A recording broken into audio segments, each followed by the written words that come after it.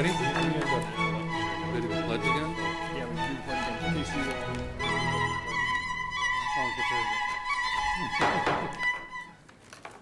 Welcome everybody to this school board meeting.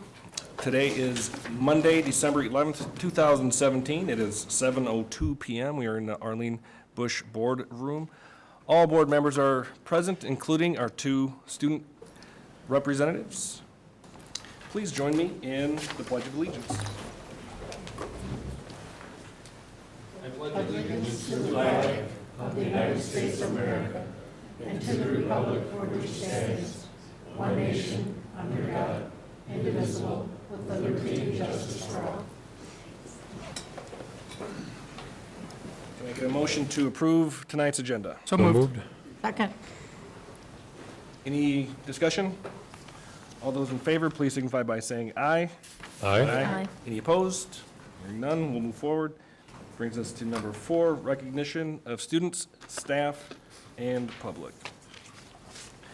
The school district is fortunate to have businesses and organizations supporting our learners and the community of Bloomington. In appreciation of these collaborative efforts, the school board recognizes our friends of education. Tonight, we recognize the Minnesota PTA.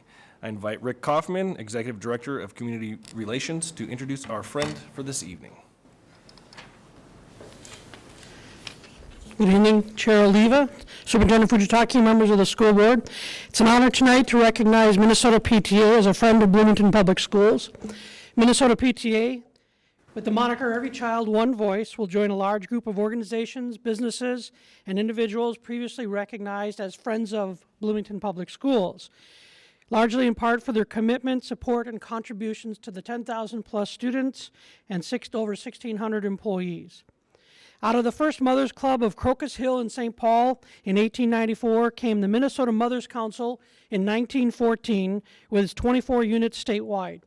In September 1915, the Mothers Club transitioned to the Minnesota Parent Teacher Association.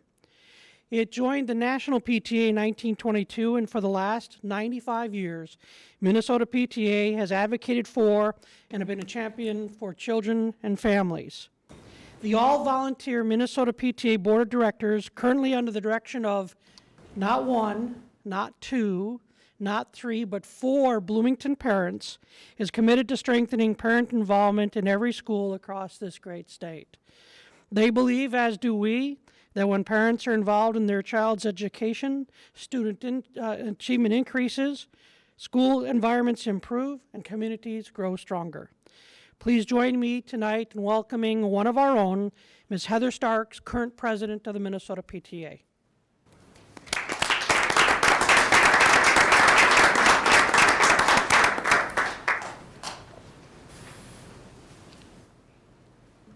Thank you, Mr. Kaufman. Chair Oliva, Superintendent Fujitaki, members of the board and cabinet.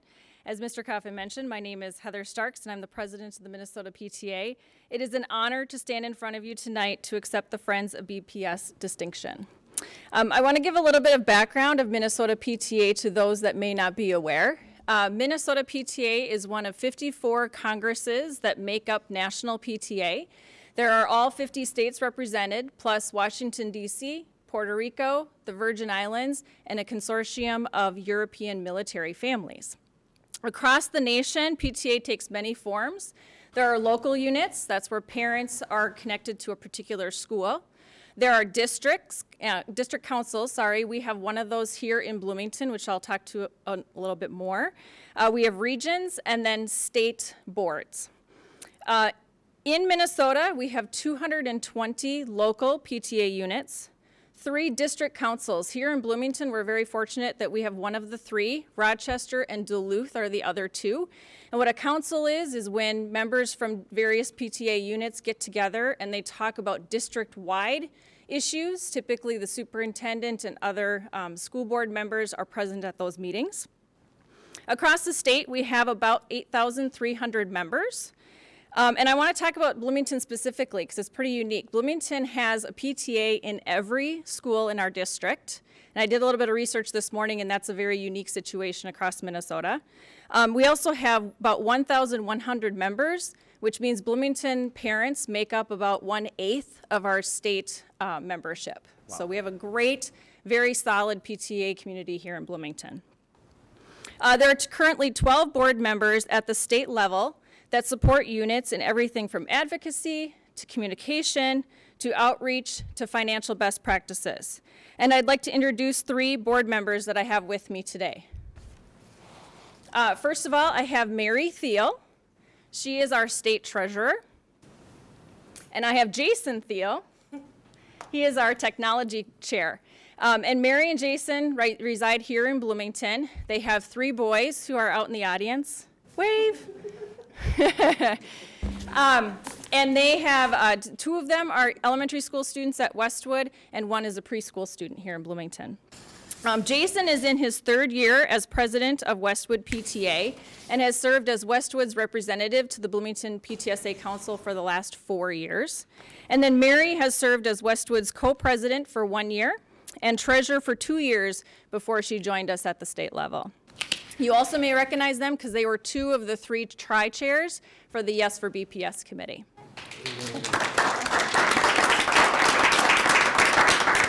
Also with me tonight is J.C. St. Ange Holm. She is our resource development chair, which translates to she helps us find all non-dues revenue to support the state workings. She is in her 2nd year as fundraising chair at Normandale Hills PTA and is in her 1st year of representing Normandale Hills in the Bloomington PTSA Council. She has 3 children, 1 who's in 2nd grade at Normandale Hills, a preschooler, and a toddler. So I'm thrilled that I get any time at all from JC. She's a fantastic resource, so thank you. Now, there's a reason that I'm giving you the background of all of the people up here behind me. PTA produces parent leaders. Leaders that know best practices in budgeting and finance, how to run an effective meeting, conflict management, working with principals, teachers, and other school district representatives, advocating for students in their building, across the district and across the state, event planning, and more. I gained my leadership skills much like the folks behind me, first through Parent Advisory Council, where board members Dick Bergstrom and Tom Bennett also started their parent leadership careers, and then through Hillcrest PTA and Bloomington PTSA Council. And as I travel the state, what I thought was just typical normal PTA behavior is actually quite exceptional here in Bloomington. Bloomington Public Schools has a rich history of supportive principals, engaged teachers, and district staff that are always willing to educate and support parents in activities at the district level.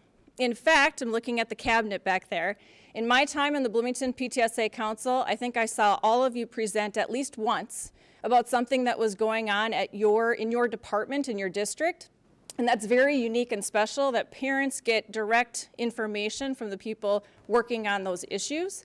And then I know that a lot of times those same presentations also travel to the local PTA units. And I want you to know how unique and special that is, that relationship takes place between PTA and district level management. So thank you for all that you do. We also have the fortunate opportunity at the Minnesota PTA to present at a lot of statewide conventions. So for example, at the Minnesota School Board Association convention last January, we talked about the relationship between PTAs and school boards. Tom Bennett came to help talk about the relationship the Bloomington PTAs have with the school boards, talking about things like each of you has a school that you, or multiple schools, that you represent on the school board, and talking about how that works together. We also were able to present at the Minnesota Education Association Conference in October, and Wendy Marchek, the president of the Bloomington Federation of Teachers, and Carrie Hofheinz from Hillcrest came to talk about the relationship between PTAs and teachers, and talk about best practices that are working in Bloomington that other PTAs across the state can employ. So we are very fortunate that we're able to take what's working here in this district and share it statewide. So thank you for creating an environment of collaboration, of communication, where PTA can succeed and parents can gain valuable insight and leadership skills that stay with them long after their kids leave the school system.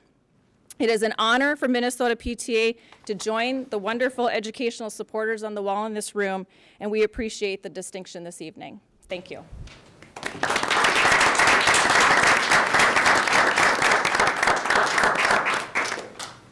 Thank you for being here this evening. A fun fact is I have known Heather Starks since kindergarten over at Oak Grove Elementary. So it's kind of funny that we're here at the same night. I believe that'll bring us down to student school board representative reports. Mr. Damagala, would you like to go first?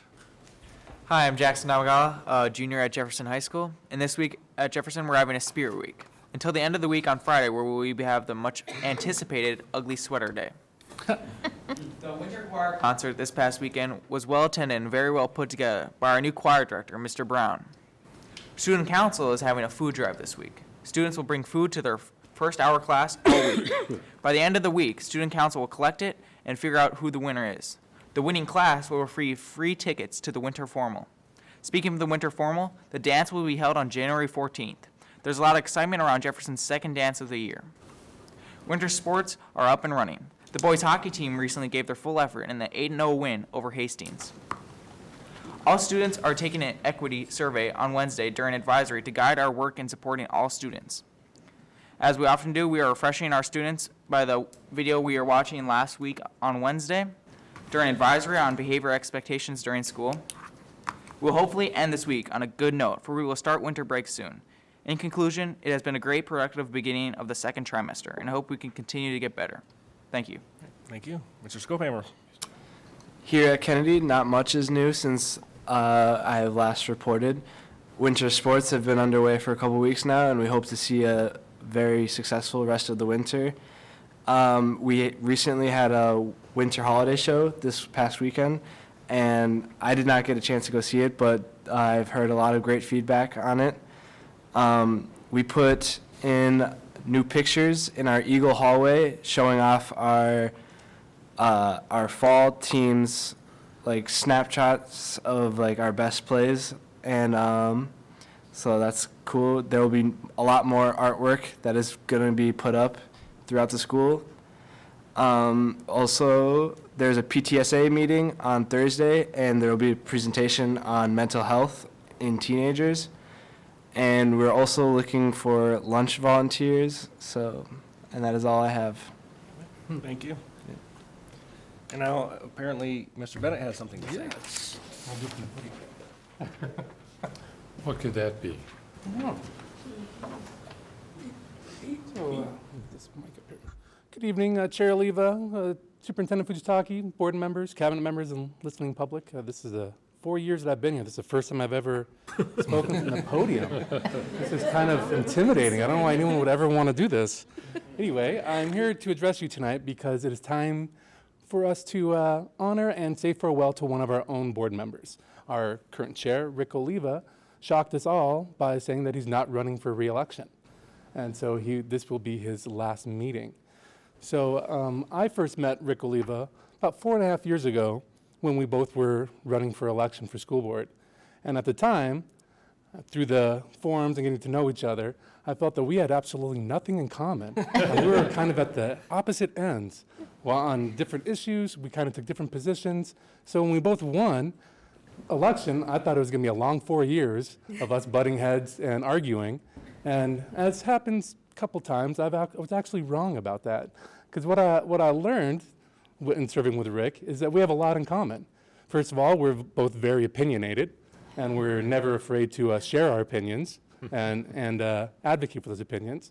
But we also conduct ourselves the same way, where that we both advocate our positions, we try to build consensus, we work towards compromise, then we vote, and then we move on, which is the way all good board members should be. We also have a belief in student empowerment. I think one of Rick's greatest accomplishments, and something that will live on long past since he's gone, is the revitalization of the Student Advisory Council. When he came on, or when we both came onto the board, it was the Youth Advisory Council, which was the board would meet with them a couple times a year, and it was more of a focus group, ask them a couple questions, how do you like this, how do you like that, and that was about it. And when Rick came onto it, he wanted to put students at the center of it, so that's why he changed it. We changed the name to Student Advisory Council, and he put students in charge of it and made it more of an action group where the students were actually seeing the changes they want to see in the district and actually doing it themselves. And then another thing that with student empowerment, Rick and I worked hand in hand to get student school board representatives on the school board, something that we both believed in. And I think that if Rick wasn't on the board, I don't know if we would have been successful in doing that, because it was kind of a partnership of he and I working on that together. We're also both huge policy wonks, so it's no surprise that we're both on the policy committee. Rick was chair of it for 2 years, and I'm currently the chair of it. So I'm going to miss him on the policy committee, because Rick has a great ability to look at a policy and put himself in the shoes of the person that it applies to. Like, if I were a student, what would this mean to me? If I were a parent, what would this mean to me? So he's been really good at those policy committee meetings, so we're going to have to find someone next year to fill his shoes on the policy committee. And then also another thing that we have in common is that we both have a deep love for 80s thrash metal groups. The soothing, easy sounds of Megadeth, Iron Maiden, and Anthrax that I'm sure everyone loves. So after serving with Rick for a while, I decided we're not really different as night and day, as we're more like a yin and a yang, where we have the perfect balance in how our differences complement each other to make us a really good team that we can work well together. It's something that has worked well as we served on committees together, as we've been board members together, and as a vice chair and a chair, and also as friends. I think we have developed a good friendship that will last for years to come. And so I think I can speak for all of our current board members here that we will all miss Rick, and that we will especially miss his leadership, his voice, his dedication at the board table, and we'll miss his friendship. And we'll also all welcome him back if he decides to run for school board someday again. As long as he doesn't run against me, we'll welcome him back. So as a small token of our appreciation, the school board would like to present to Rick the Bloomington School Bell. This is the bell that we give to all of our retiring employees for their dedication. So Rick, if you can come on up here and accept this. I don't know if you want to say a few words. Sure. But please join me in congratulating our board chair, Rick Oliva.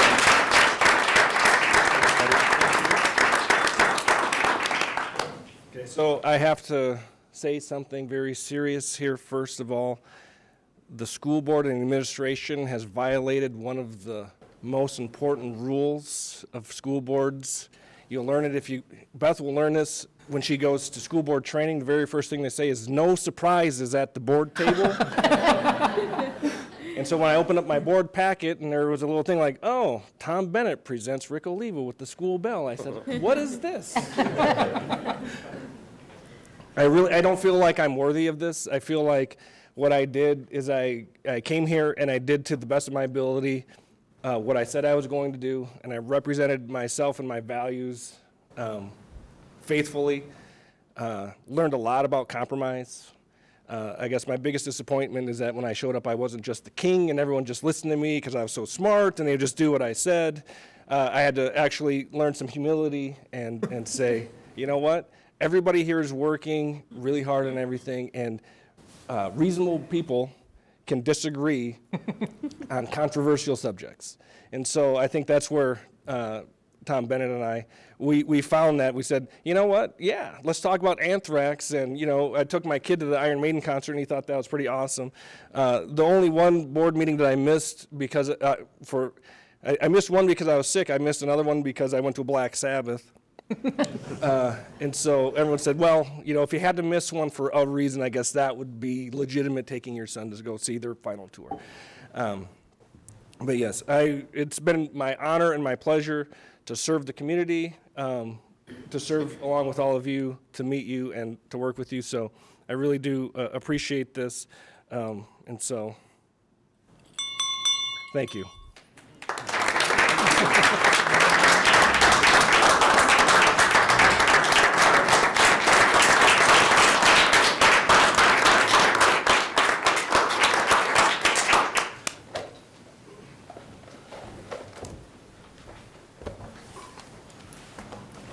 Okay, so is there anyone who would like to address the board on an item that is not on this evening's agenda?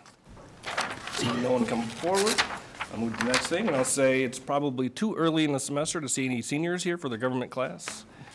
Seeing none come forward, we will move on to Part A. Can I get a motion to move Part A of our agenda? So moved. Second. Any discussion? Part A includes board business, minutes, personnel items, field trip approvals, grants, contracts, and agreements. All those in favor of approving Part A of the agenda as presented in our board packet, please signify by saying aye. Aye. Any opposed? Okay. That brings us to Part B. First up, we have resolution on committed funds, and I'll welcome Rod Zivkovich, our Executive Director of Finance. Mr. Chair.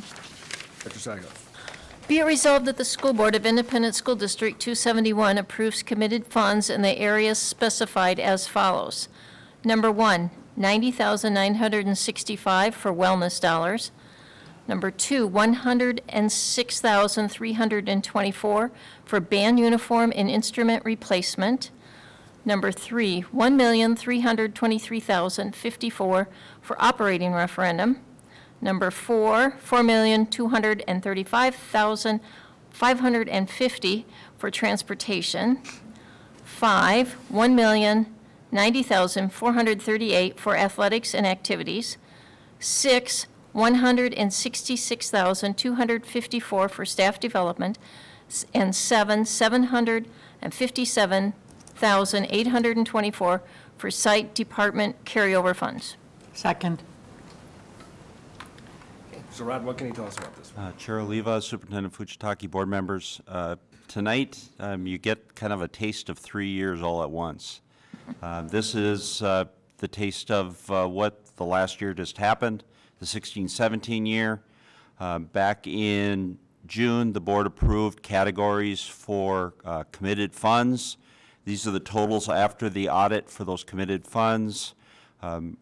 Both this resolution and the next resolution are two pieces of the audit that need to be approved before Matt Mayer comes up and gives an idea of over the overall audit, which then the board has to approve. Questions? Dr. Sorrell. Ron, now, are these committed funds for a particular time frame, or are they just committed to general use over the next couple of years? They're committed for, some of them are committed for some projects. So an example is wellness dollars. It's dollars that are being put aside that has been given to the district through our health insurance program, that a wellness committee decides on how the dollars are being spent. The band uniforms and replacement, again, are funds that have been accumulated over time for replacement. So there's some that are that way. The transportation is just basically the operation of transportation, where their fund balances are. The operating referendum piece is what we have left over from the 2007 referendum, the dollars that we put aside for fund balance. And then on the athletic and activity, it's more of some projects that are being planned for the next year. Thank you. Other questions?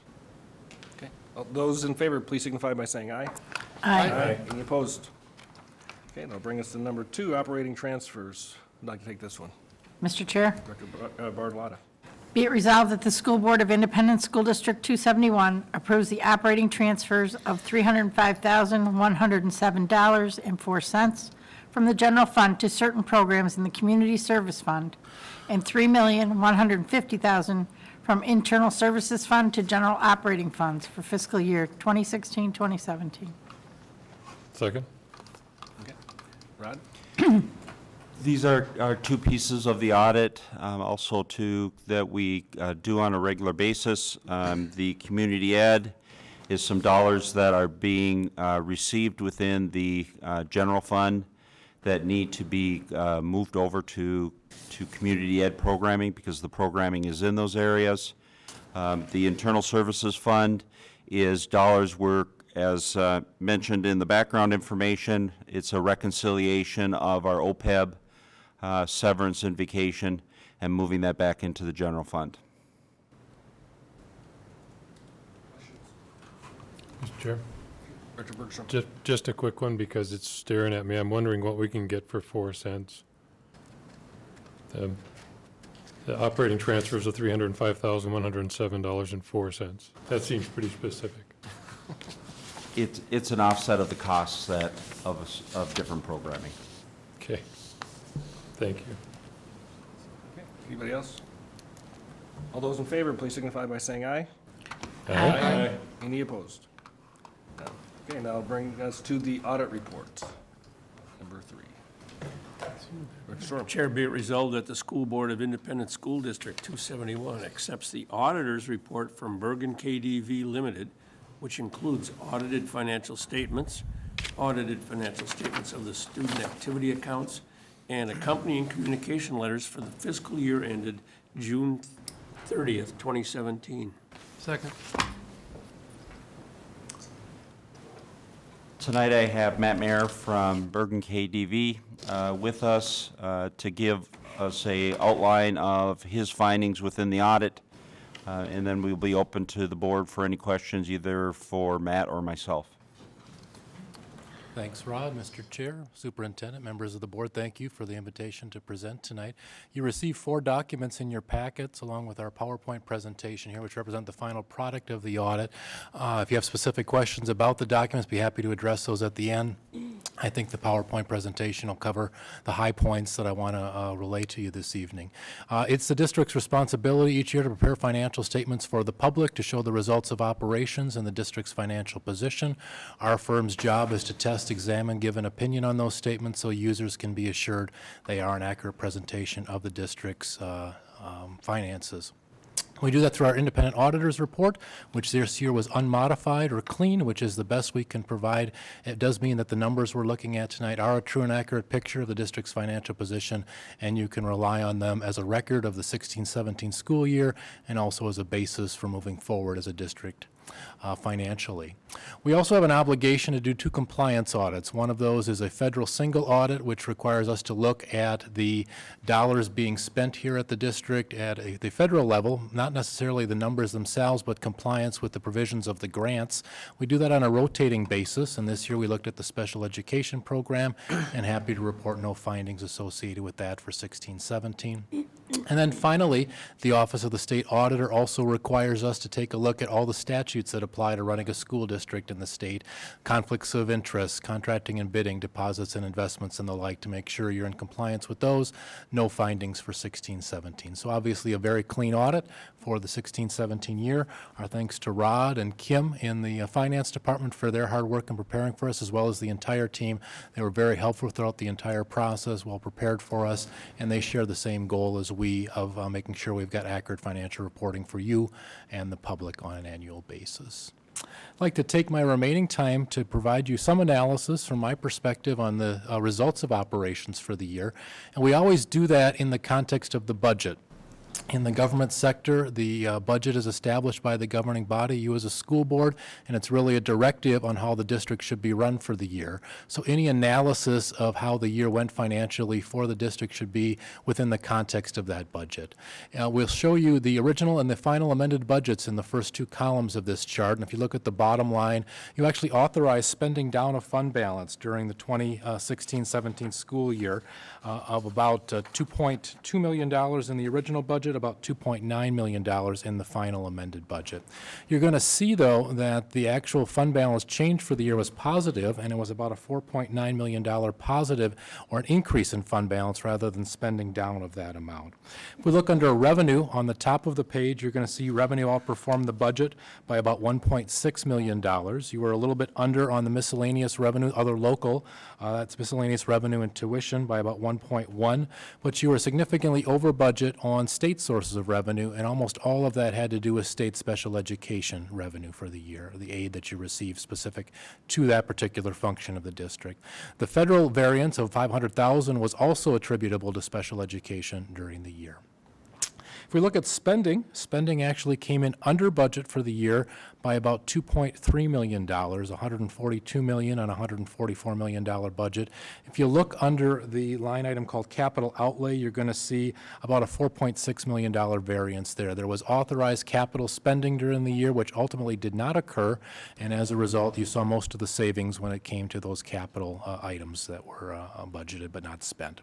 You approved just now those transfers that we talked about, and those weren't part of either the original or the final amended budget, but did ultimately play a major part in increasing the financial position of the district. That's under other financing sources, second line from the bottom. And as a result of those variances, both positive on the revenue and also on the expenditure side, along with that transfer that was approved tonight, we're showing an increase in that fund balance of $4.9 million for the year. I'll circle back with you to show you how that impacts financial health and fund balance in just a little bit. As you're aware, I always like to begin my presentation with an analysis of the student count. Your student count drives your general education aid as well as your referendum dollars here at the district, and have a significant impact on revenue each year. So any trends that are developing here, we want to be conscious of and factor those in to your budget plans and your revenue plans for the years ahead.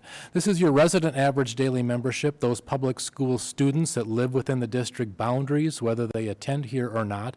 And you can see steady growth each of the last 3 years, topping out at a 5-year high of 10,976 residents living in within the boundaries. After factoring in the weighting factor as well as open enrollment, you can see that the numbers are also positive for the year. You had about a 1% increase, 0.9% year over year, and the pupil units served for the 2017 fiscal year were 11,389. That drives the revenue stream that we were talking about earlier. And if we take a look at the revenue for the year, revenue is actually up about 2.1%, or $3 million year over year from 2016 fiscal to 2017 fiscal. You'll see local property taxes in blue here were relatively flat, $34 million each of the last couple of years. State revenue, we saw increases there of about 2%, $2.4 million from $98.5 million to about $100.8 million. That had to do with two things. State special education aid came out better than anticipated, as well as the 2% increase that the legislature provided on the general education formula, along with the student growth that you had during the year. So that's where your most significant growth occurred. You're also seeing a little bit of an uptick under other sources of revenue that had mostly to do with the federal special education money for the year, about $500,000, again, higher than last year and higher than anticipated, as we saw in the context of the budget. If we look at spending here at the district, it has been relatively flat each of the last 3 years. Now, there's a couple of anomalies in here related to accounting for some of the pensions issues at the statewide level.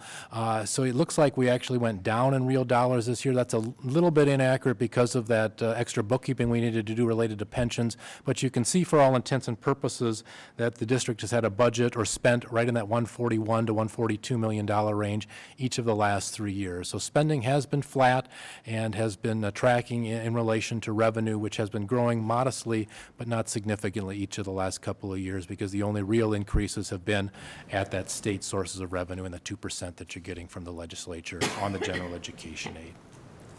If we look at where the dollars are being spent, 70% of your spending is occurring in the classroom, instructional categories. District and school administration only represents about 4% of the budget. District support services, 3%. That'd be the administrative and the back office functions of the department, of the district. Instructional support also with some classroom expenditures, classroom aid, staff development goes into that category. Pupil support is your transportation cost, and sites, building, and equipment is the capital purchases as well as maintenance of the buildings here at the district. So again, about 70% getting directly to the classroom.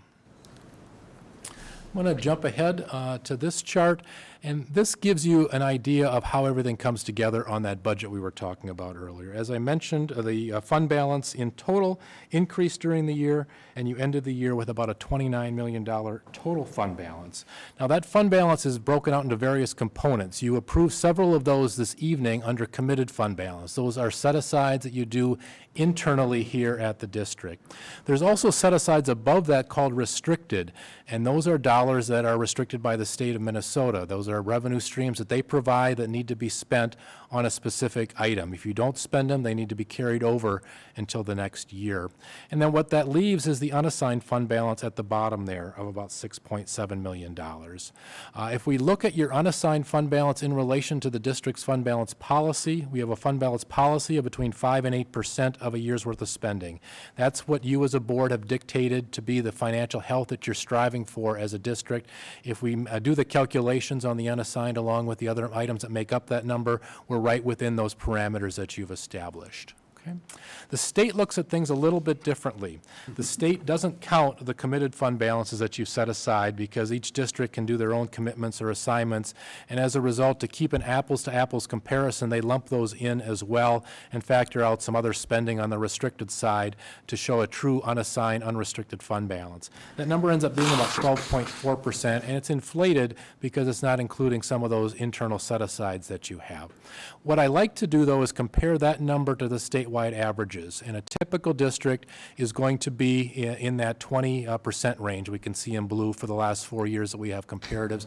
Bloomington was in that range 4 or 5 years ago. You've made some conscious decisions on spending and financial position, which have ultimately taken that fund balance down each of the last couple of years, and you've ended for 2017 around that 12.4% number as we compare you to the other districts statewide. I'm going to jump ahead to talk about tax levy for just a little bit because there has been some changes here. The actual portion of the levy, other than the referendum, is going down for this year. The referendum ticked up a little bit year over year, but with that operating referendum being isolated from the actual tax capacity calculation, with the dollars in the levy actually going down, and also the fact that market values are starting to uptick again, you can see that your tax capacity rate is at the lowest that it's been for the last 5 years at about 20.6%. Now, while the operating referendum did go up in real dollars, about $2 million year over year, the actual rate that's being paid by your citizenry is actually flat year over year because, again, we're starting to see the green line here, some fairly significant increases in market values within your district, keeping the operating referendum flat and actually declining each of the last 5 years. To wrap things up, a quick look at your food service fund. It has had surpluses each of the last couple of years, has a healthy financial position at the end of the 2016-17 fiscal year of about a 22% fund balance, And then the Community Service Fund, which represents your community education, school readiness, ECFE programs. That fund ended the year with a surplus as well, surpluses each of the last couple of years in community service. We ended the year with a total fund balance of about 41%, and each of the components have their own individual fund balance, and each of those are positive and healthy at the end of the year, indicating to us that the revenue stream that the district has structured, a combination of levy, aid, and fee-for-service, is sufficient to cover the cost of doing business for each of those individual programs for 16-17. I will leave it at that. Hopefully, I gave you a good overview of how the year went for you financially, as well as the results of our audit. If I did miss something, please follow up some questions for me. Thank you. Sure. A couple of questions. One of them, we were talking about the capital outlay, that there was like a $4 million spending that was approved, but it never happened. I don't know if Rod can speak to that at all. What was that? We did, there was some spending in curriculum. There was close to about $1 million of curriculum that they deferred till 17-18. There were some other capital projects that we did within the security area, and also some of the flex space areas that we have put off till 17-18 and 18-19. So it's on our balance sheet that we have extra money, but it's already Yeah, committed. a So lot it's of not it like is it's like money we dedicated could- to different okay. things. Okay. And we also, you know, as in all things, when you're looking at capital, it's, once you get into it and you start prioritizing things and what really needs to be happening, we're doing different allocations, similar to why there is additional dollars put aside for athletics and activities of auditoriums and things like that, of doing some upgrades this next year. Okay, and I guess the other question probably would be from Matthew, when you're talking about the, our fund balance being at 12.4% in comparison to other districts, about 20%. Yep. At what point should we be concerned that's getting too small, or should we be concerned at all? Really, fund balance is a policy decision, and I'm going to leave it to the board to determine what's reasonable there. Now, fund balance is there for two purposes. One is for cash flow, and the other is to act as a contingency. So if anything unexpected on enrollment or state funding changes, that you've got a rainy day fund, so to speak. Okay. So the rainy day fund is going to specifically be a policy decision that I'd like to look to you for, and you've determined that that range that I talked about was reasonable for you. From a cash flow standpoint, just be aware that the state does hold back aid on a 10% basis. You only get 90% of your state aid during the year, and the other 10% comes after the year, so you're going to need to have a reasonable level of fund balance to absorb that 10% holdback each year. And in those years that the state is not healthy, that holdback has actually reached 35, 37%, so that's something to be conscious of as well. And if you are caught there with a fund balance too low, you're going to be forced to do cash flow borrowing. So that's something to be aware of. Right now, the outlook looks pretty good. We did have a small deficit projected at the state level I saw last week. Probably nothing that's going to impact things significantly for the district, but again, it's something to be conscious of. Right now, things have been very good cash flow-wise the last 4 or 5 years from the state. Okay, all right, thank you. Sure. Could you explain a little bit more about the OPEB obligation and where we stand compared to maybe where other districts stand and what that is all about? I know it's been prevalent in the business world and so forth like that with some of the commitments or obligations that they have. Yeah, I'll speak broadly about it. I don't have a copy of the financials in front of me, but if you want me to get specific, I'll grab one and give you some specific numbers on that. But OPEB is a recognition of promises to your retirees to stay on the group plan that you have here at the district. And whether or not you're helping to finance portions of that or not, what happens when you have retirees on a plan, the rates are overall higher than they actually would be if you didn't offer that benefit. And you're required to offer that benefit by state statute.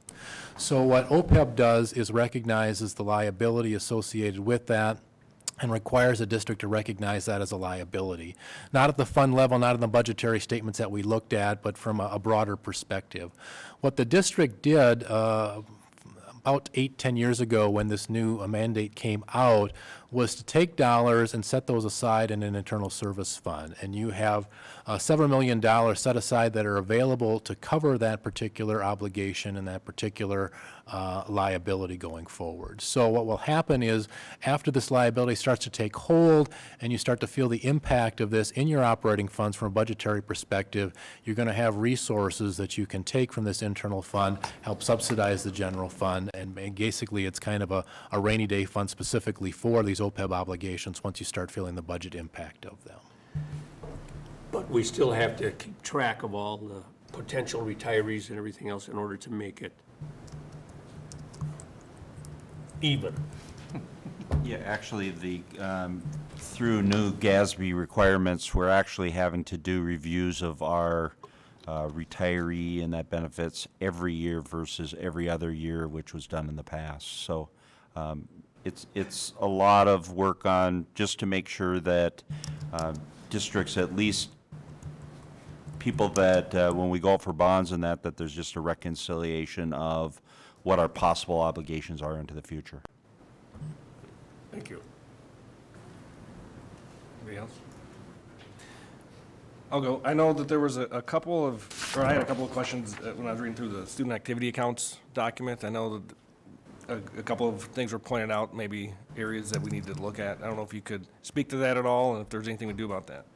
Could I grab a copy of the student activity account? Sorry. I should have kept one copy of each document for myself for the questions. I'm happy to respond to those. Did you grab the financials and the communication letter? Stack over there.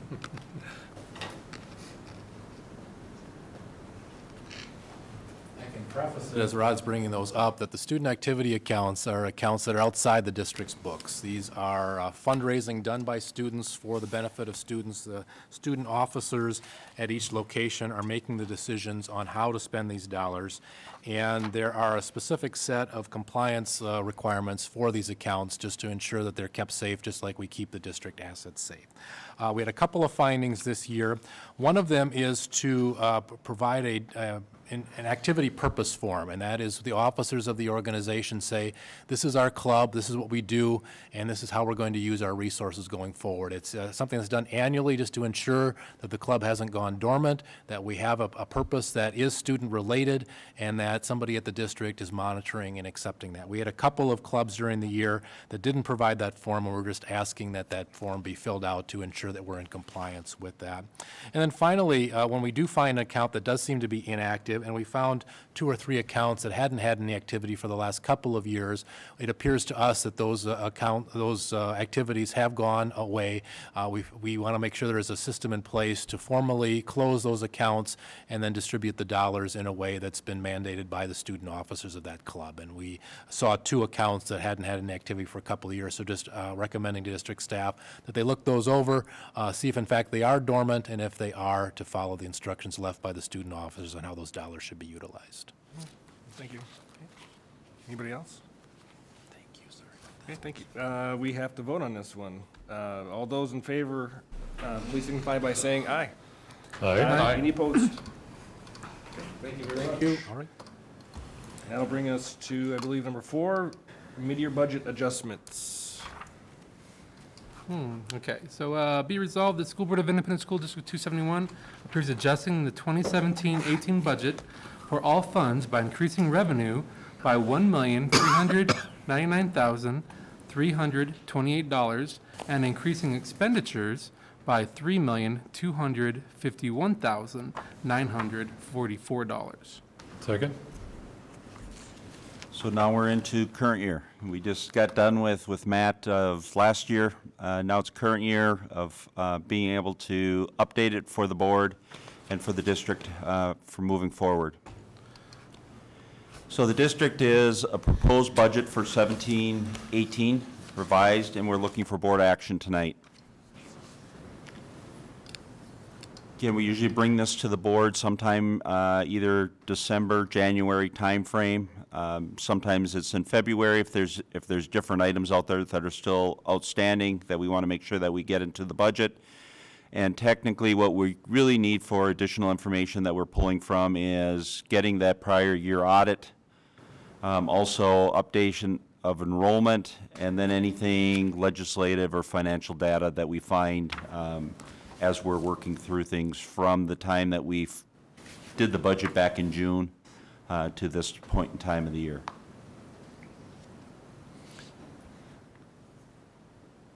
So if we look at the different funds that are out there, we have our capital and deferred maintenance, which is our capital, alt facilities, which is deferred maintenance, construction, and then capital projects levy, which is technology and security, our debt service, our insurance and internal services funds, which is our 2 self-insured dental and medical, OPEB trust and the debt, and then internal services, which is the vacation and severance, and then our 3 operating funds of food service, community services, and general fund and transportation.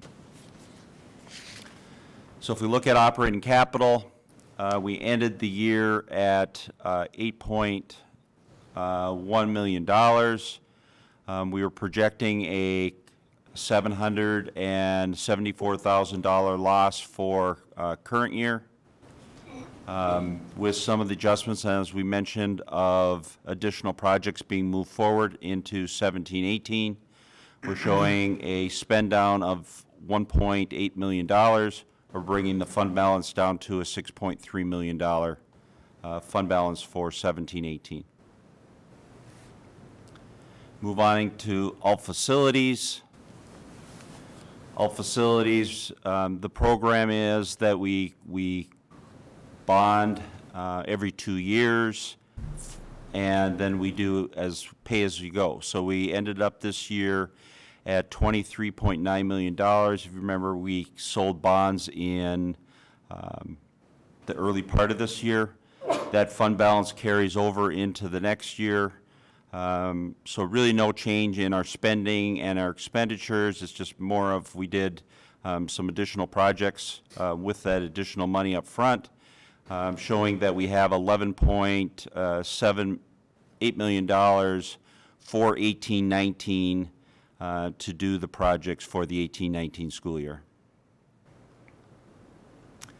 Capital projects levy, this is, again, the technology and security. Looked at, we were planning a bigger spend down. This year, we put off some projects in the way of cameras and some other construction work into 17-18. That's why you see that we were showing a $314,000 to fund balance, where we're actually showing a spend down of $885,000 for an ending fund balance of $3.3 million. Debt service, this is our payment on our bonds, both principal and interest. A small increase in what our ending fund balance was based on what we projected. No real change for next year for revenue and expenditures.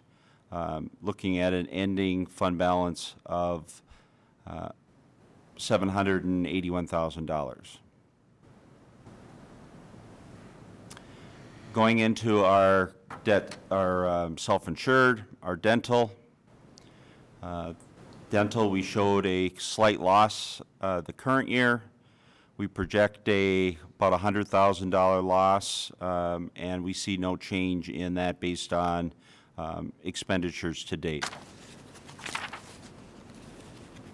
Medical showed that we had another good year in 16-17 of medical.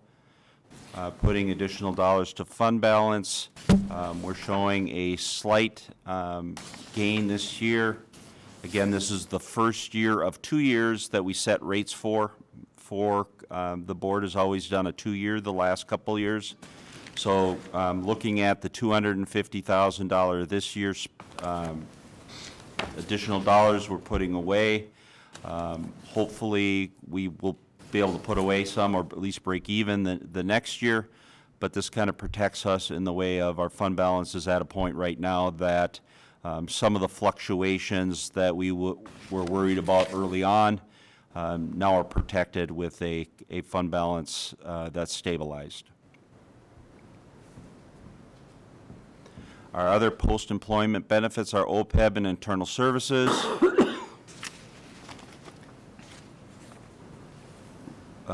Looking at, we ended up at $15 million. These are the bonds that we sold back in 2009 for other post-employment benefits. We just refunded them recently to reduce the rate. Again, we're showing a spend down of originally of $325,000. As you'll see when we get to part of that, one of the first resolutions of the night where we moved dollars from the severance back into the general fund. That's why going forward, the OPEB costs will be coming out of this account, and that's why you're seeing us increasing the expenditures by $600,000, showing that we're ending fund balance of $14 million. The debt, this is the payment on those bonds. The reason why you see a big revenue and expenditure this year is, again, we refunded, so it was just kind of an in and out to pay off the old bonds, showing that not a real difference in what our expenditures will be for the next year. Internal services, this is what we talked about, is we moved those funds into the general fund, and you see the $600,000 there that we were planning on spending out of this fund. We moved it to the OPEB fund and eliminated going forward.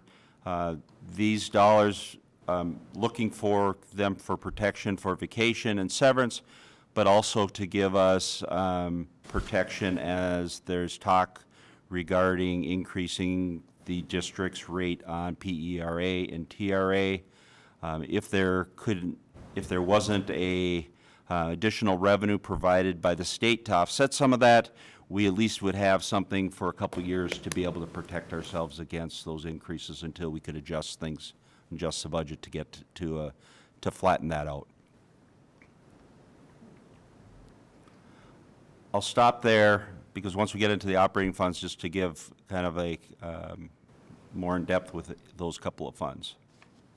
Any questions?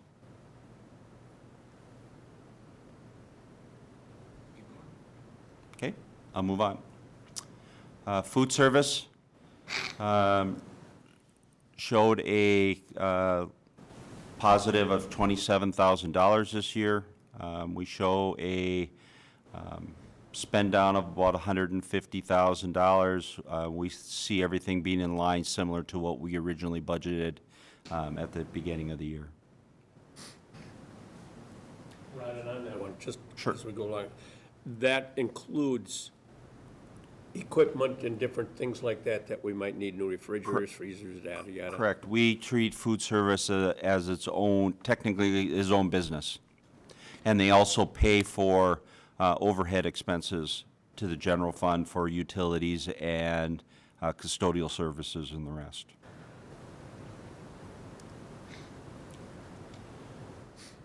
Community ed,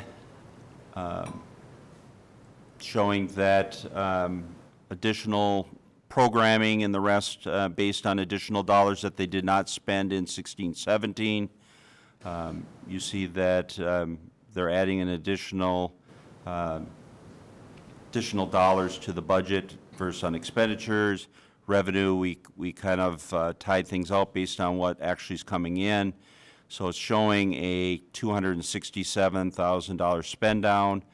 But as Matt mentioned, the last couple of years, they've been building up the fund balance. This is part of what community education has done over the years is do some programming in the way of research and development type of growing programs.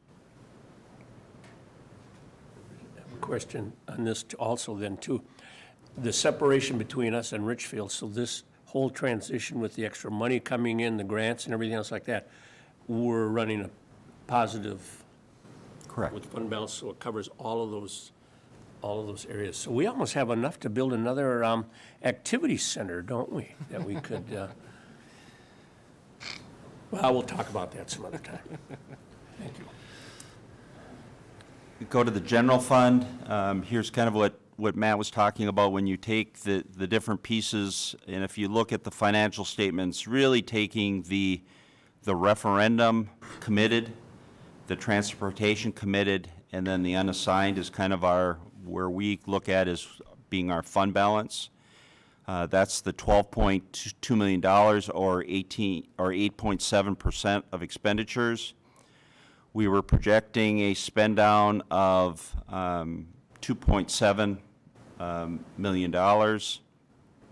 Actually, with the revised budget, and I have to apologize, it's out of line on that, it's just $2.2 million. So our actual budget is about $500,000 better than what was originally projected. So to show that we're coming in at the end of this year at projecting a $10.1 million, or just over 7%.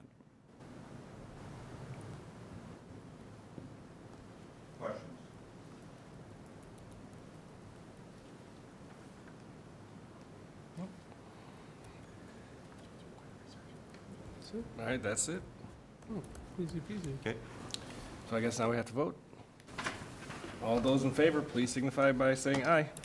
Aye. Any opposed? Okay, thank you, Rod. And now bring us to the next one, which is still Rod, just the property tax levy. Who's got that one? I can- Dr. Corman? Sure. Mr. Chair, be it resolved that the School Board of Independent School District 271 approves the proposed final property tax levy for the 2017 payable 2018 levy of $57,001,564. Be it further resolved that in the event of any changes to levy amounts by the Minnesota Department of Education, it is the intent of the School Board of Independent School District 271 to levy the appropriate amount as allowed by law. Second. Can you tell us about this one? And now this is the following year.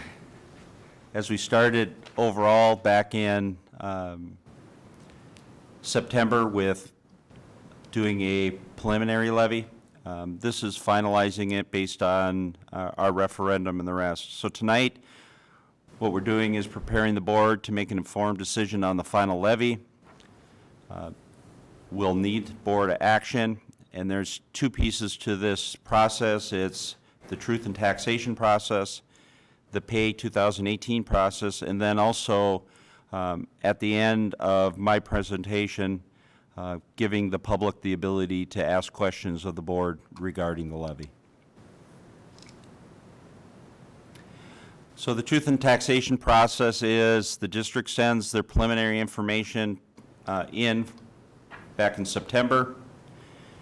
The county then develops estimated statements that are sent out to the public in November. Then the truth and taxation process comes along with a budget update, part of what I just gave, but it's more in depth, kind of summarizing both the overall district budget and also the general fund budget. And then the school board approves the levy, and then that goes into the county actual state property tax statements that come out after the first of the year. So as I mentioned, September 8th, MDE gave us our first look at our preliminary numbers. We brought it to the board on the 25th. They approved a preliminary. By September 30th, we needed to give that to the county and to the state. The counties did their truth and taxation, and then tonight the board finalizes the levy. So the district budget for purposes of truth and taxation is broken up into these group of funds. The general fund, which includes transportation normally when we talk about it, but this also includes the technology levy, which is security and technology, and then also capital and all facilities. Then you have food service fund, community services, building construction, debt service, and then our trust. So if you look at our overall budget, when you combine everything together, is showing that we have revenue of $177 million, expenditures of 196, or a spend down this year of $18.9 million. The majority of that spend down this year is the alt facility projects that we bonded for, that the dollars come for the next year. If you look at the general fund, it's showing $144.9 million, 149.8 in expenditures, or $4.9 million spend down. Some of that, as mentioned before, is projects that we're carrying over from the prior year. So if we look at the breakdown, we need to look at our school budgets both by sources of revenue and expenditures by program. And then we'll look at the different proposed levies based on percentage increase over the prior year, and then also the specific levy for each of them. And then, as I mentioned, at the end of the presentation, public comment, if there is anyone in the audience that would like to address the board. So if you look at all our revenues together, you can kind of see that we're, from the state itself, we're getting 60% of our total revenue, 29% of property taxes, and then you kind of see the breakdown of the other areas within. If you shift that, or kind of going into a little more detail of the state includes both formula revenue, special ed revenue. Your property taxes is both our referendums, our school levies, our debt service. And then our federal is special ed, our title. And then the others are tuition and other local levies. If you look at just the general fund itself, where we talk a lot of times about 70% of our money comes from the state, this is where we usually come from, is looking at it from the general fund perspective. That 70% comes from the state, 25% from local property taxes, and the federal and tuition are 5% combined. If we look at expenditures by program, you kind of see what Matt was mentioning about the 70%. We break it out a little more here. In looking at it, you see the regular education is 39%, vocational 1%, 15% for special education. Then you have instructional support, where the assistant principals, counselors. You have pupil support, which is both transportation and then also the psychologists. Site and buildings, kind of the overall maintenance. And then our debt service on the funds. Then our administration, we're looking at administration as both the principals and district administration. And then support services, which is your HR, your technology, your finance. Looking at it from a general fund perspective, kind of see here is 50% is regular instruction, 1% vocational, and 20%. So there you kind of look at it where last year's actual audit came in at 70%. This is showing it's going up to, with this year's budget, up to 71%. If we move on to the actual property taxes themselves, the state provides us with information in 5 major categories: referendum other, which is equity, community services, debt service, and then all other. The school board can determine either to levy the maximum or something less than that maximum. So if we go to referendum, and what we've tried to do here is kind of taking a two-year look at this from pay 2016 to pay 2019. We went from 12.4 up to 18.7, and remembering that 5.2 million of that increase is the voter-approved referendum that just happened this November. If you look at Equity is intended to reduce the disparity between the highest and lowest revenue districts within a region. And you see our overall has gone down slightly because of the referendum. There's an adjustment because now that we've had the additional referendum revenue, they reduced some of our equity revenue by $300,000. So the net effect to the district for the referendum was $4.9 million. Community services, no real change between over the years.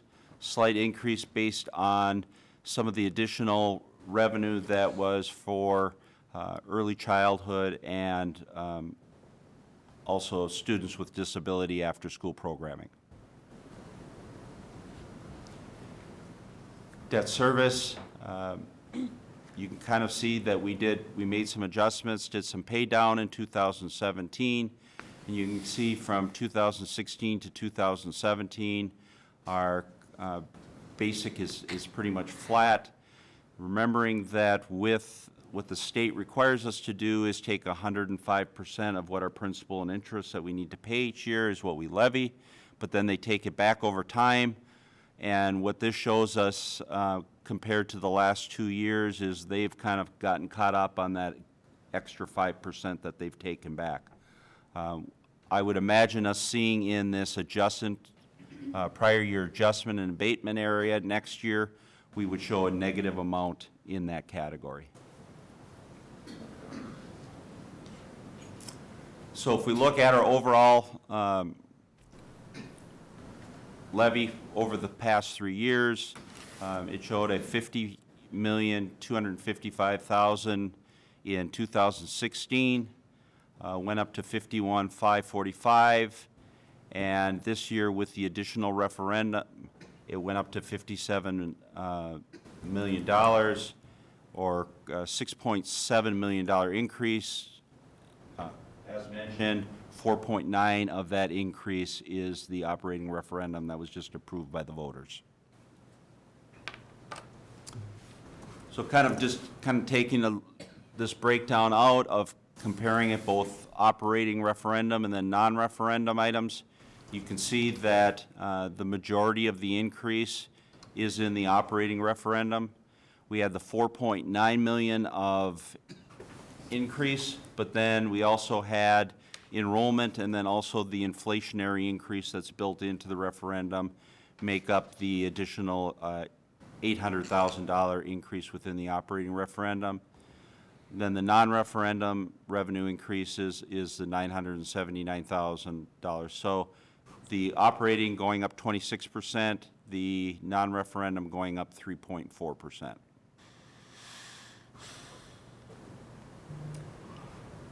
If you look at, on an average, a median value home, you can see over time, similar to what Matt has mentioned earlier about the market value, between 2016 to 2018, the value's gone up 26,700, or 12.2%.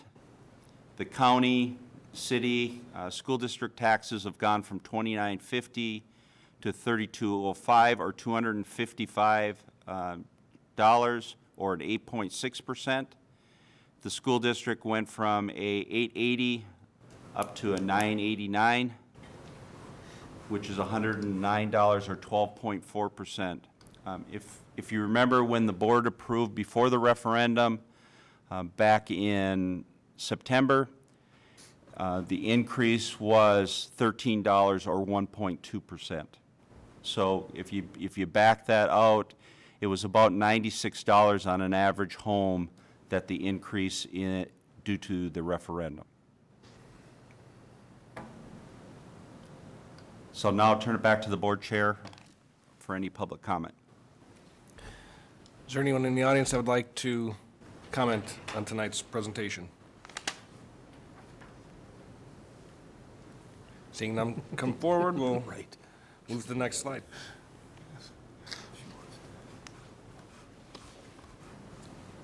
So what's left is board actions to certify the final levy, and then any questions. Questions from anybody? Okay, hearing none, we'll vote. Just maybe, I'm Sure. sorry. Just maybe a comment that, that as we've done this for the last 4 years and so forth like that, this has been really a good, solid formula, spreadsheet, template that we've used for it that makes it pretty easy. So thank you, Rod, for that. Might be confusing to some, but when you grow up with numbers, it looks pretty easy. Well, and this isn't the first time we've talked about this, so. Yeah, right. It's on our first rodeo. All right. All those in favor, please signify by saying aye. Aye. Any opposed? Okay, thank you. Thank you. All right, thanks, Rod. I think you're done then, for now.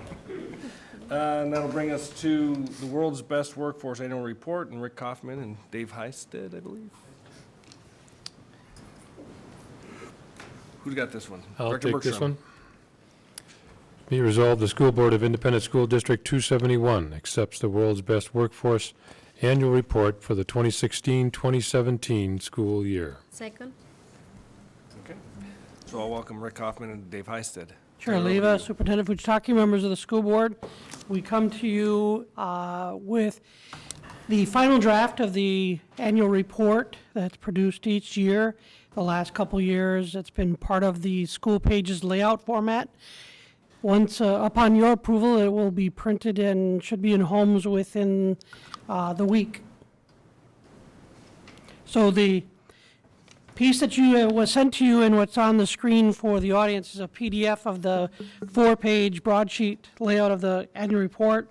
This is required by Minnesota Department of Education that we produce an annual report that includes the results and progress on the district's strategic plan during the previous school year, and the information that was shared earlier tonight in the World's Best Workforce presentation by my colleagues. As I noted, this is produced each year, this special edition, and it should be noted that this annual report is different than the report that is filed with MDE, other than the content and the results that you'll see in this report. It's part of that report that goes to the MDE.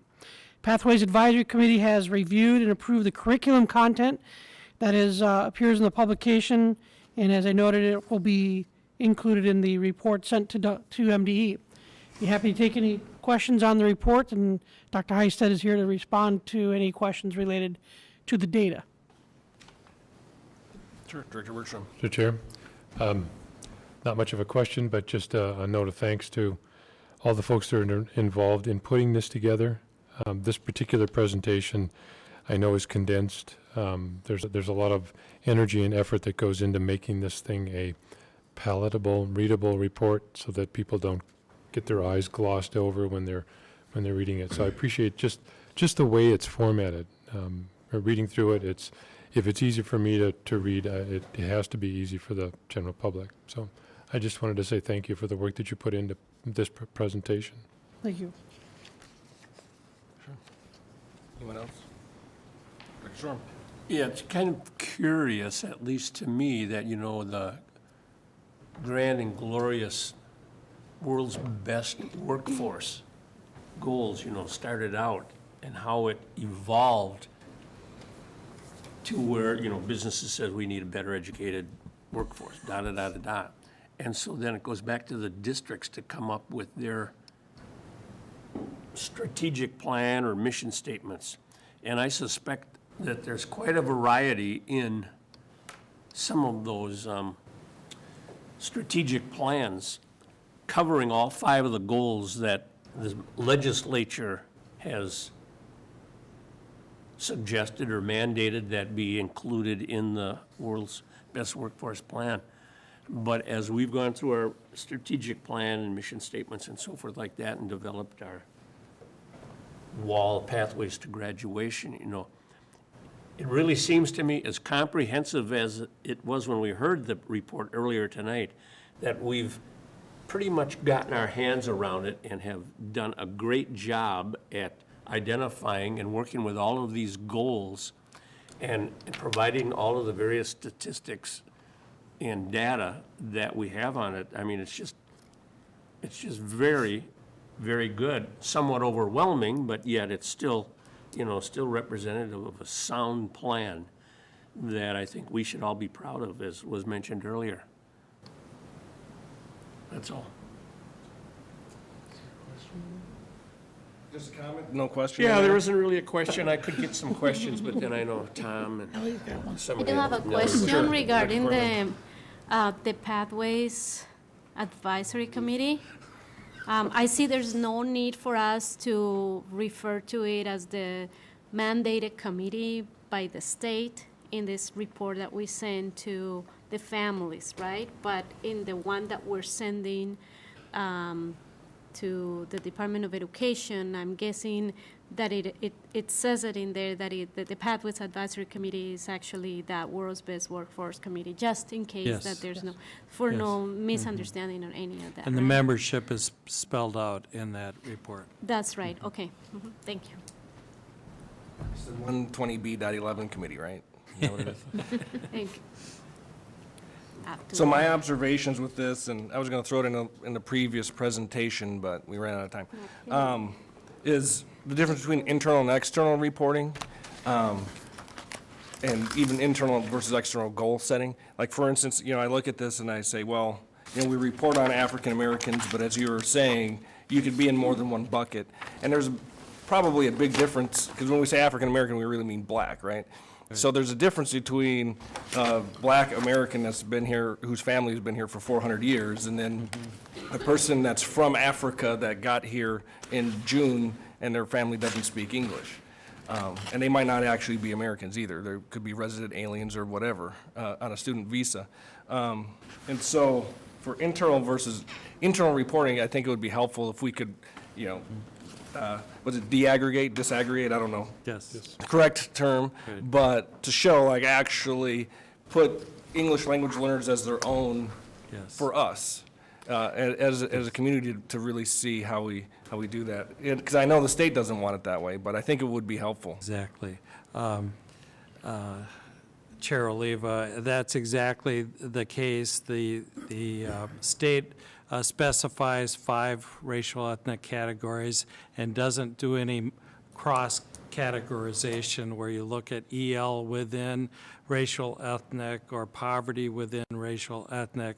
But for the reports that we prepared for the board, we have broken out African American by English language learner, African American and non, and we've done by home language, and we'll continue to do that to provide more useful, actionable information about who's making progress and who needs to accelerate a little bit. So that is true, and in response to Director Sorm's observation, we're fortunate that we actually had this framework in place before World's Best Workforce specified these goals, and in a way, it kind of looks like they borrowed from Bloomington to develop this World's Best Workforce goal structure. So we have many years of baseline, whereas some districts are just collecting their baseline information currently. So the state still requires those 5 categories, or uses those 5 categories instead of the 8? Well, starting next year, ESSA reporting will all be using the 8 categories. So What are the 8 we're categories? prepared. There's a separate category for Hawaiian and other islanders, and then there's a category for multiple races, and so we will continue to provide information with the 5 categories and also with the 8 categories. So it'll become more complex for the school board and for the public. But it's to acknowledge the fact that we have multiple races, and many times when we ask a family to identify their primary racial ethnic category, it's difficult because they're like, very few people are 100% Norwegian like I am. I mean, there's a mixture. Well, if you're a black Cuban, are you Hispanic or are you African American? I mean, Yeah. what are you, right? It's, with my kids, I have to draw out a diagram. Okay, here's your grandparents, and so what percent are you mostly? It's, but whatever. We have to comply with the law, right? Anybody else? Okay, we have to vote on this one, right? All those in favor, please signify by saying aye. Aye. Any opposed? Okay, thank you. Thank you. Strategic plan refresh, I'll turn it over to Superintendent Fujitaki. Oh, somebody's going to read the resolution? Oh, yeah, we have a resolution. Who's got this one?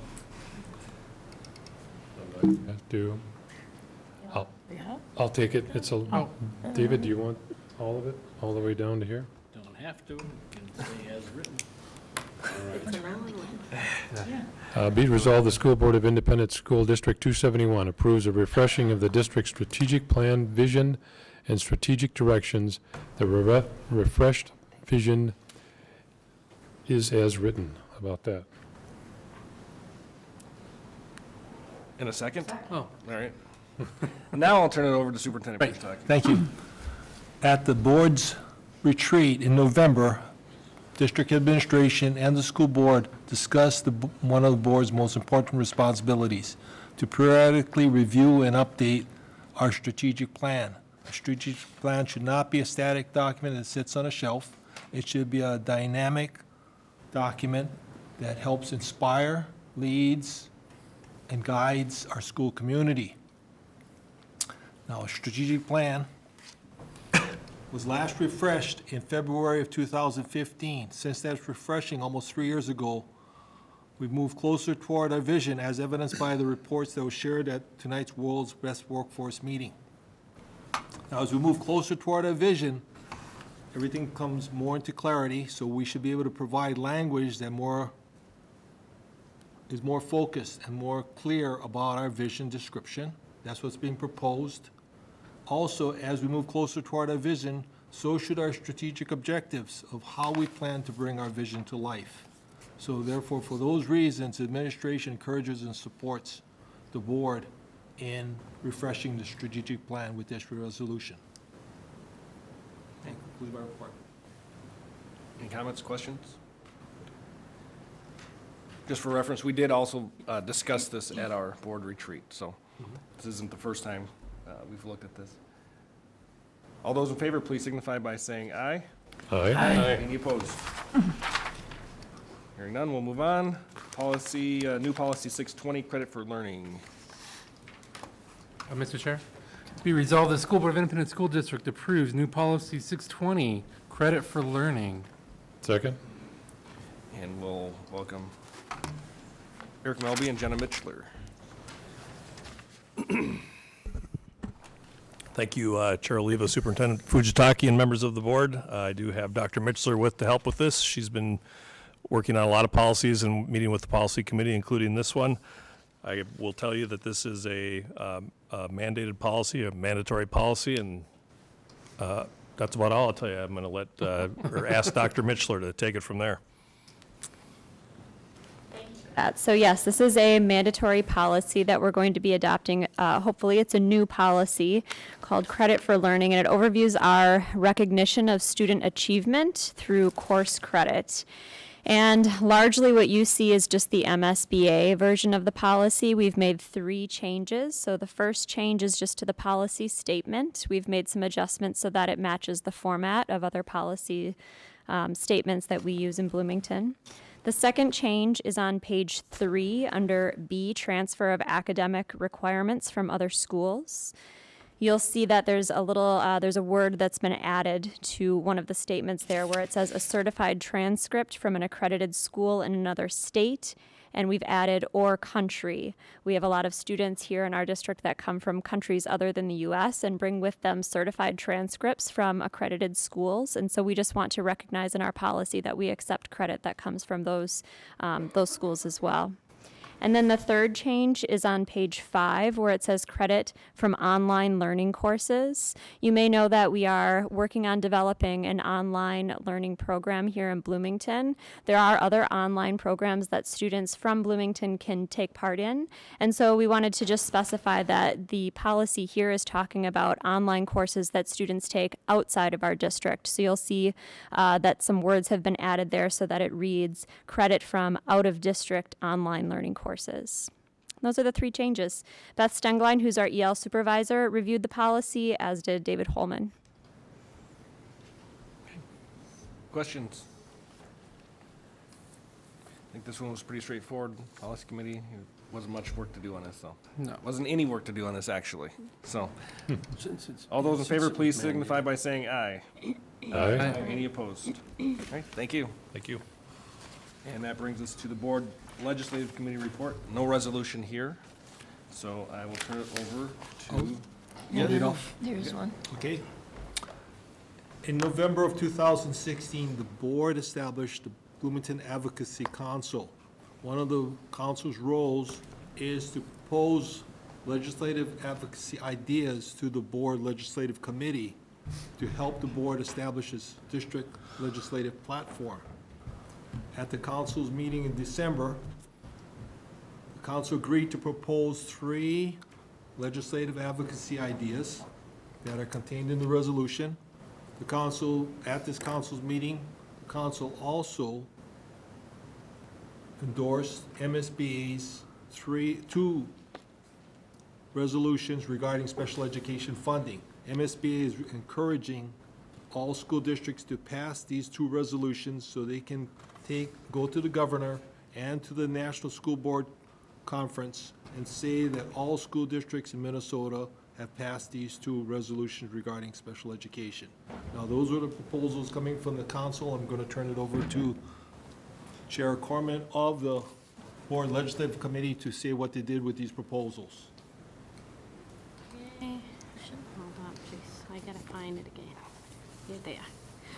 Okay, so the Legislative Committee is Director Steiger and Chair Oliva and myself. And we are bringing for your approval a suggested legislative platform that has 3 different items. The first one is the special education cross-subsidy. So considering the increasing need for special education and how the cross-subsidy keeps getting higher and higher, we are recommending that we add this one to our legislative platform, that we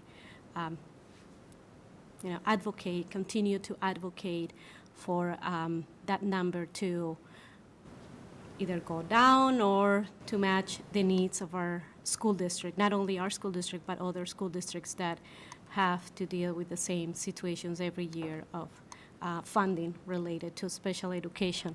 The second one that you can see in your documents is renew expiring referendum, which means that the school board should have the authority to renew the any expiring referendum, local control. So it's just, as you can see it, you can read it, it's pretty straightforward. Just to have the autonomy to control those funding, this type of funding in the district. And the last one is English learners, which is to continue to fund the English learning program. As we continue again to see an increased need for funding in more of our demographics, students, newcomers, that continue to also get bigger, then we need to continue to have, or we need to have the right funding to continue to provide programming and all different programs and initiatives that would allow us to continue to work with our students. So those are the only 3 items that we have for your approval tonight. And then the additional one, which is the resolution that was brought by MSBA during the delegate assembly. The 3 of us happened to attend. That was Director Bartolotta and Director Bergstrom. We attended this delegate assembly, and this was brought both for federal and local levels, state levels, both resolutions to support also special education services.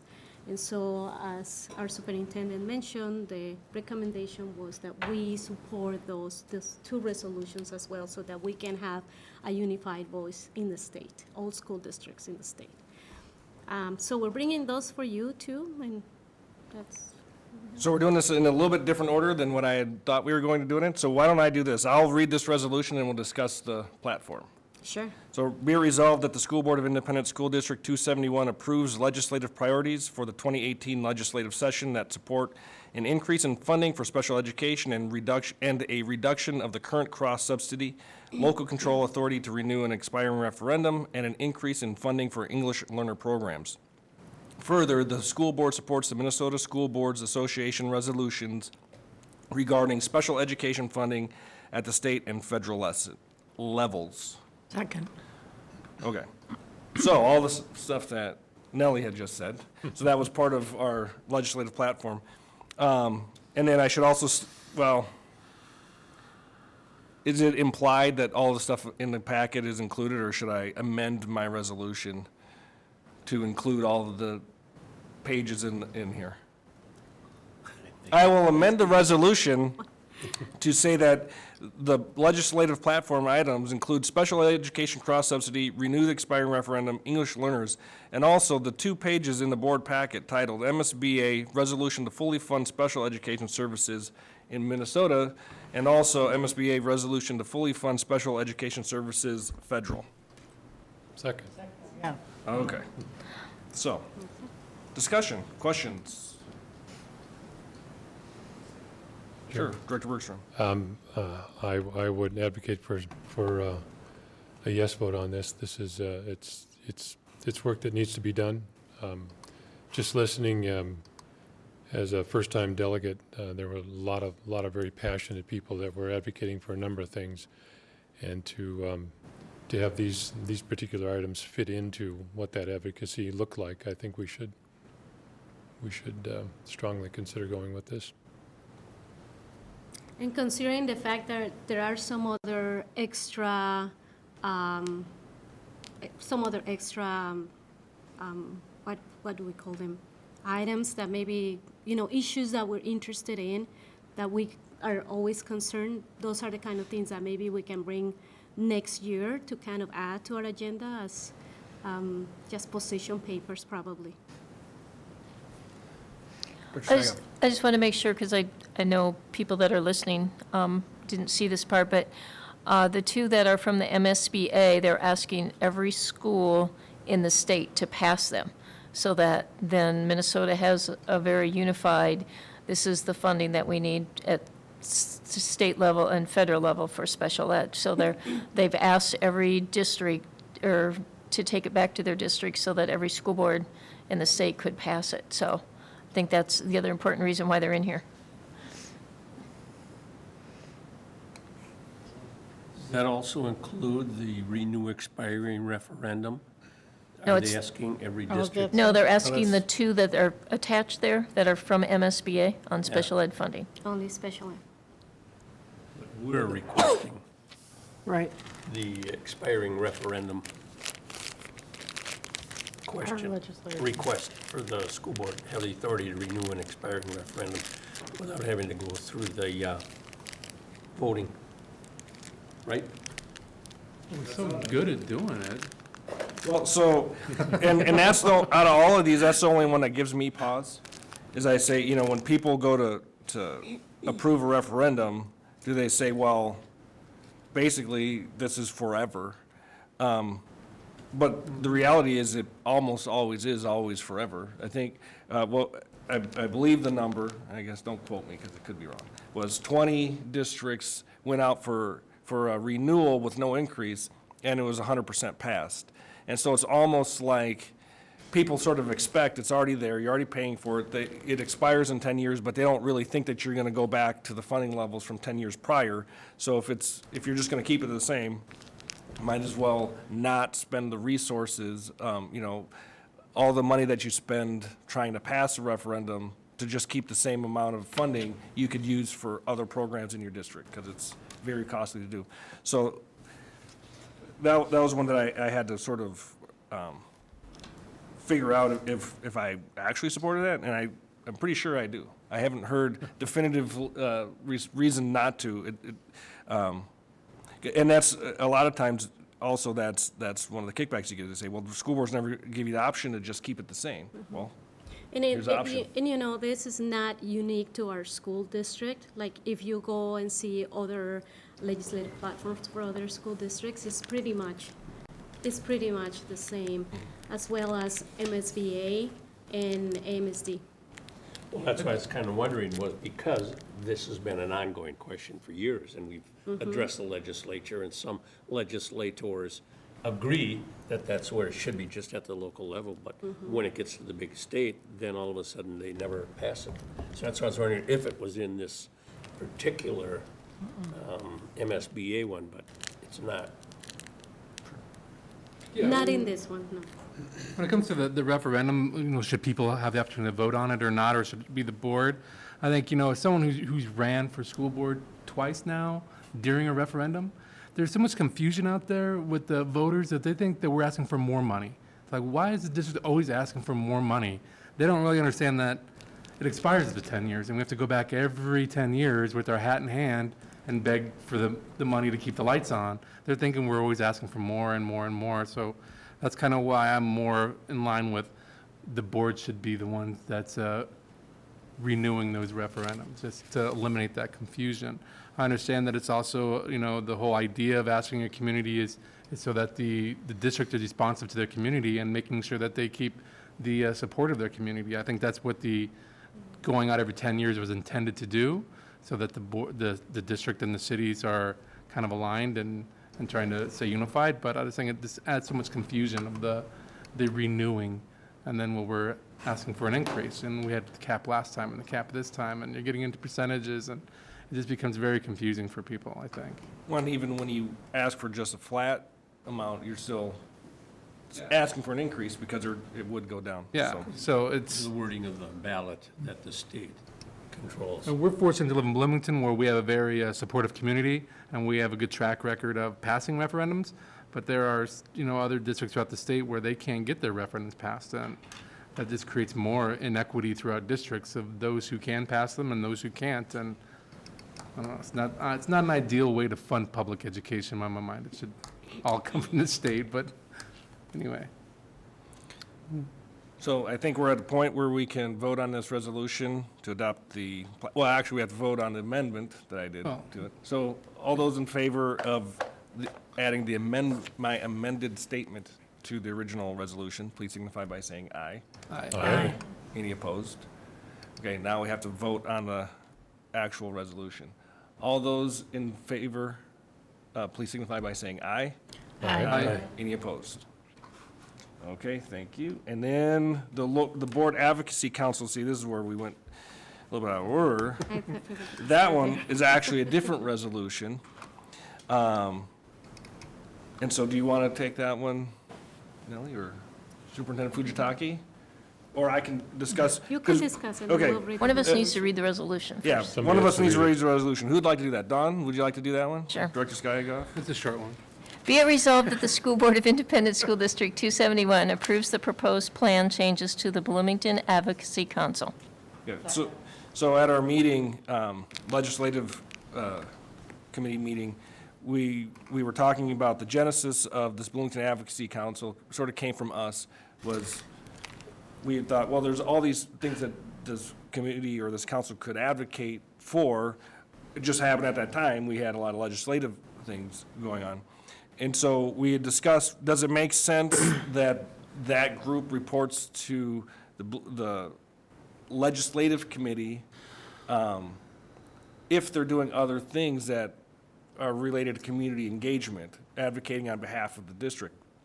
And so should they report to the community engagement committee, or should they just report to the board? And so if you look at that attachment, you'll see current proposed change and some notes.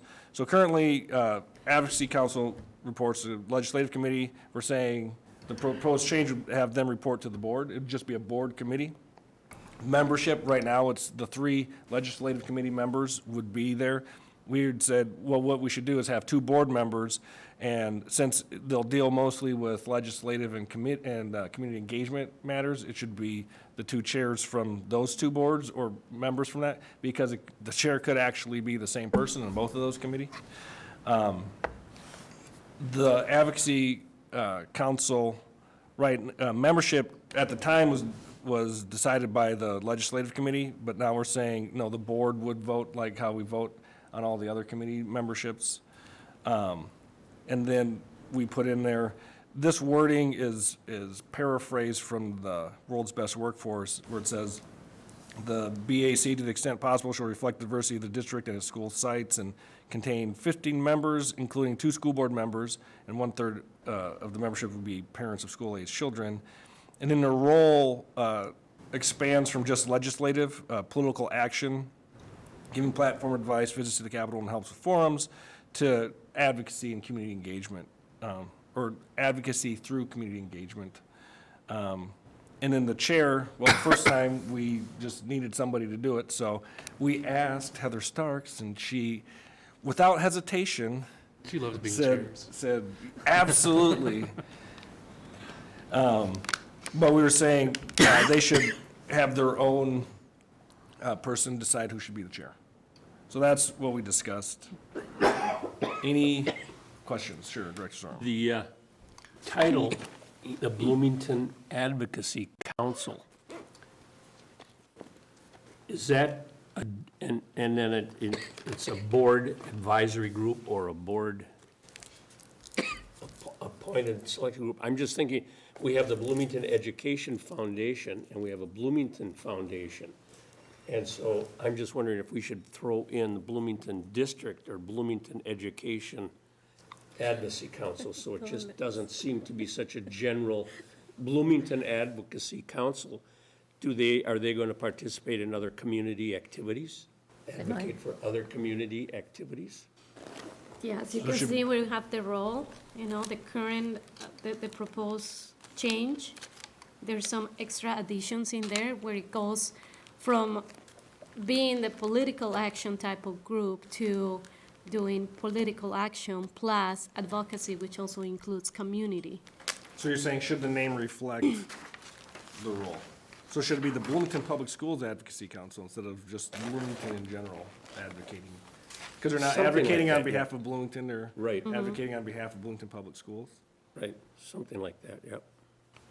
Wow. You came up with the name, Les. Are you married to it? You're not married to the name? Only married to one person. Okay. I always liked the Bloomington Legislative Advisory Council, but I know some people had problems with the acronym Acronyms of can that. be, But Yeah, yes. and it's not just That would not work. legislative. Yeah. I don't know, That wouldn't work. BPSAC, that's a little, kind of a mouthful. I think it's. Can we ask? I think it makes sense to have it, whatever the name, match the role of what they do, but. Can we ask That's fine. the But current, either way, current the chair? current chair, do you have a preference, Mrs. Starks? Putting her on the spot. BSDAC. All right, Bloomington School District Advocacy Council.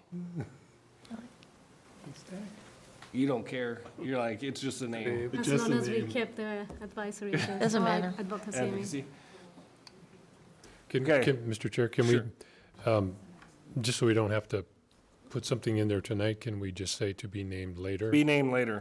I like that. We can do that. Good We'll idea. discuss in the group and rename, because this is already the second version of the name. I don't even remember what the first version was. I'm sure there are bright minds that'll come up with a great acronym and the fitting name, but I think right now we're kind of stalled out. Right. And we have holiday cards to sign in a few minutes, so let's get to it. Is the substance of this and the changes, everyone's okay with this? Any other comments? Okay. All those in favor, please signify by saying aye. Aye. Any opposed?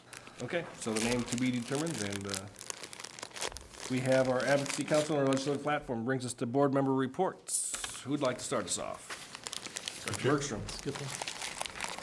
Let's see, in honor of your last board meeting, I made my report as long as I possibly could. You go ahead and unbutton your ties. All right. Actually, it's going to be Day one. a short one. As Director Corman mentioned, Nellie and Marina and I attended the MSBA member district, the delegate assembly. This was my first time attending the delegate assembly. There were 115 board members from across the state, representing at least 330. I think there's 333 school districts. We discussed 19 different resolutions and approved 12. 12 of those will be sent on to the state capitol, and MSBA will be doing the advocacy for those 12. It was very, very impressive to see the 115 board members stand up one by one. There were 3 microphones, and it was a long rectangular room, and they got up and stood at the mic closest to them, and they advocated for their students, for their districts. And it's easy to forget when we live in the 7-county metro that there is a greater Minnesota that exists. Rural Minnesota, they have items and issues that we don't think of. Travel time on buses, just getting from school, from the bus stop at the end of your driveway to school is, it's nothing to be 45 minutes for some of these school districts. It was just really, really interesting to hear so many strong advocates reaching out and sharing their concerns for their individual communities. So it was a pleasure to attend and really, really interesting. Had the pleasure of serving lunch at Kennedy today. That was a lot of fun. I got what's it called, a sign-up genius notification in the mail, in email, and signed up to serve. I like the sign-up genius. It fits my particular style. I can go through and look at different dates and say, this one works, that one doesn't. I think I can make this. I'll move this around. The reason I'm sharing that is because I know that each school, all 15 campuses, would not say no to more volunteers serving lunch. Perhaps they want some help with readers, or maybe some math tutors, or maybe a front door greeter or something like that. If you're looking, if you have an extra hour, an extra 2 hours in the middle of the day, whatever it is that you have, if you're looking to volunteer, there's no better place than to come back to one of our district schools. You'll find the front desk personnel. If they don't know exactly who to send you to, they'll find the right person. So please look into volunteering. Had the opportunity to attend both of the holiday shows. Kennedy, I went to Friday night, and Jefferson was date night. That was Saturday. Each school does it a little bit differently, but both of them hit a home run. It was just fantastic to listen to the holiday music. Also, since this is the last board meeting for the end of this particular year, I'd like to say to wish our community a safe and happy winter break. And that'll end my report. Thanks. I'd like to go next. Just one additional item from the delegate assembly. I was there during the first night, the first presentation, and that was given by a member from the FBI, and it was about technology and how our teenagers, and not only teenagers, I mean, we also as adults, make some mistakes when we use our phones and technology in general. But the way that we're using it and how our students are exposing themselves to the dangers and, the amount of things that you can find when you're using internet. Amongst those, the creepers that are out there waiting for our young people to post pictures, and how they can easily find you. Just by looking at your picture, they can know the exact location from where that picture was taken and where you are. And so we had a good conversation about that, about the importance of continuously talking to our students about the dangers of the use of technology, what kind of tools they can use, and how to be protected from predators, basically. So, yeah, that's all. Thank you. Anybody else? Sure. Staga? I had a chance to do school visits at Normandale Hills and Pond, and just a couple highlights. At Normandale Hills, I got to listen to a student that was Student of the Week do her presentation, so that was great to hear her talk about herself and learn a little bit more about her. And at Pond, I happened to be at visit a preschool class on Parent Involvement Day. So it was great to see all the kids doing the activities and all their parents engaged with them and in the early learning program. And one final thing, we're in the works of me doing a home visit with the Birth to Two team from Pond. So look forward to that in the new year. Thank you. Anybody else? Well, as we mentioned, we had legislative committee and advocacy council meetings. I wanted to, once again, thank our student board representatives. I got to participate in about 15 minutes earlier today before our World's Best Workforce meeting. And some of the ideas, one of their main themes this year is unity across the two high schools. And some of the ideas they came up with, some of them are going to be a challenge to implement, but there's some very simple, easy things that I think would make a huge difference. One of their ideas, I'll share it, was, well, what if at the schools, instead of just advertising our own schools, what if we advertise both high schools' sporting events? Because you probably have friends in the other school, and you might not know when their football game is or their volleyball game. So, I mean, simple things like that, that none of us came up with in the past 100 years. So, I think that's what this group is for. So, thank you for that. And so, I think that'll bring us to the superintendent's report. Great. Administration requests a motion to establish a professional development session of the school board on January 8th at 6 p.m. here in room 601. The topic is equity briefing facilitated by Andy Kubis. So moved. Second. Any discussion? All those in favor signify by saying aye. Aye. Any opposed? Chair Oliva, I'll take this opportunity to say on behalf of the school staff and school team, thank you for your leadership and your service to our community. Bloomington Public Schools has a long tradition of excellence because we're part of an outstanding community, and you're evidence of why we have such a great community. It's people like you who value education, who volunteer their time and talents to help build a stronger community. Deb Bunko and I will remember you for three things. You always strive for excellence, your attention to detail, and common sense you brought to so many conversations. So best wishes to you and continued success. Thank you. Thank you. That concludes my report. That's all you get for $5. So I get, well, so, if there's nothing else, I will echo a statement that Dick Bergstrom had said. It is winter now, and so it will take you a little longer to get to work. If you see the stop arm out and you hear me honking my horn, it means you're supposed to stop at that bus stop sign. And it has truly been my privilege, honor, and pleasure to serve with all of you, and I wish you all the best in the coming year. We'll adjourn. All right. What does your bell say?